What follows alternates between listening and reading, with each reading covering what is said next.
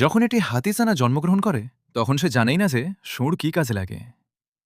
তাই সামনের দিকে ঝুলন্ত এই সুর নিয়ে সে সবসময় বিভ্রান্তিতে থাকে এবং প্রায়ই দৌড়ানোর সময় ভুলবশত সুরটি তার পায়ের নিচে পড়ে যায়, যার ফলে সে বারবার পড়ে যেতে থাকে। শুধু তাই নয়, সে এটিও জানে না যে কিভাবে সুর দিয়ে জল পান করতে হয়। তাই সে তার পিছনটা তুলে সরাসরি মুখ দিয়ে জল পান করে এবং সারাদিন শুধু সুরটিকে হেলিকপ্টারের মতো ঘোরাতে থাকে।